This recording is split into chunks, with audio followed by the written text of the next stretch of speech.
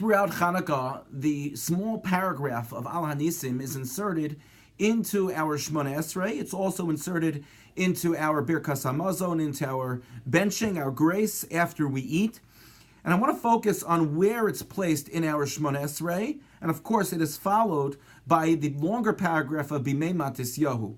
Bimei Matisyahu explains the story as to why we're thanking Hashem for the miracles. It goes into great detail as to what transpired that we're thanking Hashem this time of year on Chanukah. The Al Hanisim itself is really speaking to the general Jewish people, that we thank Hashem for the miracles that He performed for our ancestors back then, thousands of years ago, at this time of the year, by Yamim Hahem Bazman Hazeh. And it's placed in Shemona Esrei in the bracha of Hoda'ah, in the part of Shemona Esrei in which we all give praise to Hashem. Why did Chazal choose to place it here? The bracha of Modim is one which is very personal. In fact, I've heard that if we notice that when it comes to the repetition of Shemona Esrei, every single bracha that we recite, the congregation, the kahal who is listening to the bracha simply says one word. They say Amen. But when it comes to the bracha of Modim, there is a Modim de Rabbanan, there's a paragraph that one recites. And that paragraph is recited, and not just simply an Amen, because when it comes to giving thanks, when it comes to giving praise to Hashem for all the good that He does for us, it's something which is very personal and very different for each individual. And so why did Chazal place Al Hanisim, which is general about the Jewish people, in a place in Shemona Esrei that's specific to us as individuals? And perhaps we can answer that if we look at right before Al Hanisim, it talks about the Al Nisecha Shebechol Yom Imanu, the miracles that Hashem is with us every day, V'al Nifleosecha, and the wonders, V'tovosecha, and the good, Shebechol Eis, at all times, Erev, Avoker, B'tzarayim, at night and in the morning, during the day, Hashem is constantly with us. So there are those of us who may ask the question, what do you mean? I don't see any miracles. What is this referring to? And perhaps Chazal wanted to connect the miracle of Chanukah with our daily miracles, so that Chanukah is a time that we step back and we pause and we look and we see, wow, those candles, they represent the miracle of Chanukah, but they also represent the miracles that happen for us on a regular basis. What miracles? What are we talking about?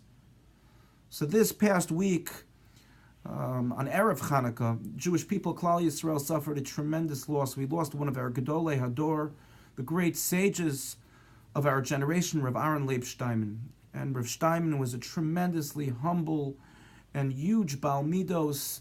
He was an incredible man of character who taught a tremendous amount to Klal Yisrael, to the Jewish people.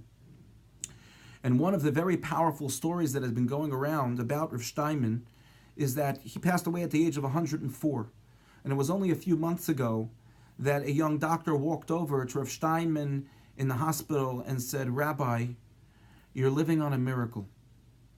And Rav Steinman didn't beat an eyelash, and he looked up at the doctor and he said to him, so are you. What a powerful lesson for all of us.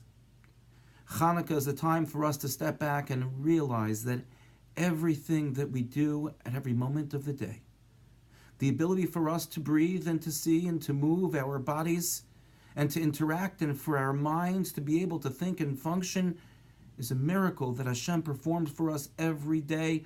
We're just so used to it, so we don't pay attention to it. The bracha of Modim is the place for Al Hanisim, because Al Hanisim tells us to step back. Realize that as Hashem performed miracles for us back then, He does today. And Chanukah is a time that we need to open our eyes and just look at the candles.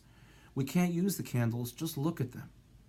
To allow us to step back and just look at our lives and how every day we are, as human beings, certainly as Jews, walking miracles. And if we are able to understand this message, then we are really able to understand the message of Chanukah.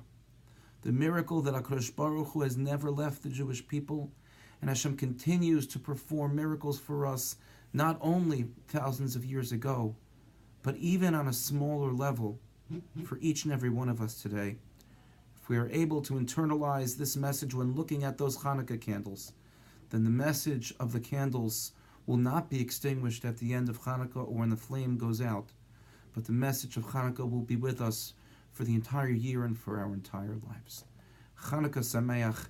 Thank you for listening, and have a good Shabbos.